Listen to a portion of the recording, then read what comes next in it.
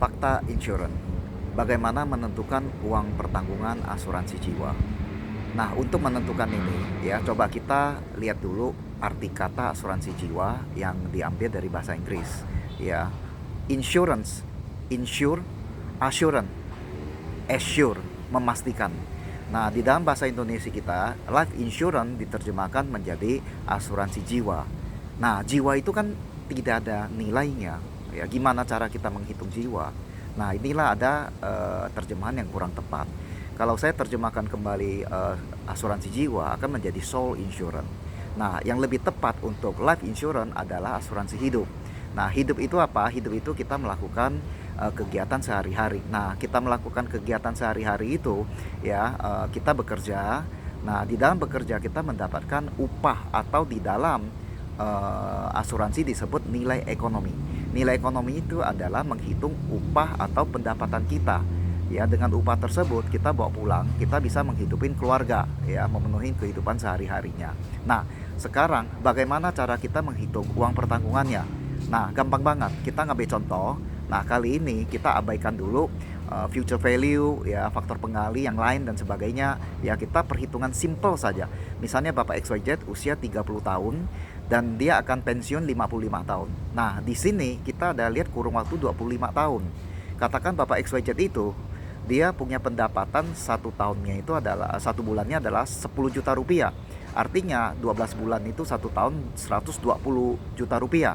Tanpa kita hitung bonus, tanpa kita hitung TR, tanpa kita hitung future value, kita kalikan saja 25 tahun. Maka penghasilan ini kita akan mendapatkan 3 miliar rupiah. Nah, ini adalah nilai ekonomis Bapak XYZ yang kalau tidak diasuransikan, kalau terjadi dia dipanggil oleh yang Maha Kuasa, maka keluarganya akan hilang totalin 3M ini. Nah, kalau kita hitung future value dengan tambah bonus dan sebagainya, maka itu akan berlipat-lipat kali lagi ya nilainya. Nah, sekarang idealnya berapa? Nah, idealnya kalau kita anggap suku bunga 10% lah supaya memudahkan kita menghitung memahaminya. Ya, berarti Bapak XYZ ini paling nggak harus punya uang pertanggungan sebesar 12 miliar. Nah, kalau misalnya terjadi sesuatu atau dipanggil oleh Maha Kuasa Bapak XYZ ini, ya, maka keluarganya akan mendapat 12 miliar. Nah, 12 miliar ini katakan keluarganya dapat dan terus dia bungakan lagi di bank atau taruh di instrumen yang katakan gampang dihitung 10% saja. Berarti satu tahunnya kita mendapatkan 120 juta. Artinya apa?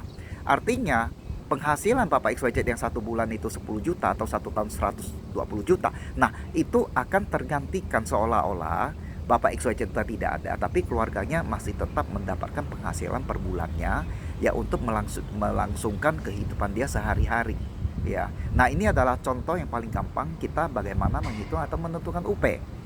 Nah, produk apa yang bisa dibeli oleh Bapak XYZ ini? Tentunya dengan uang pertanggungan yang besar ya, yang paling bagus untuk dibeli adalah produk term insurance.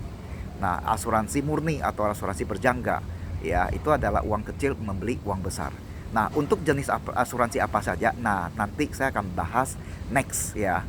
Untuk kali ini kita cukup bagaimana simple untuk menghitung nilai uang pertanggungan. Terima kasih, selamat siang.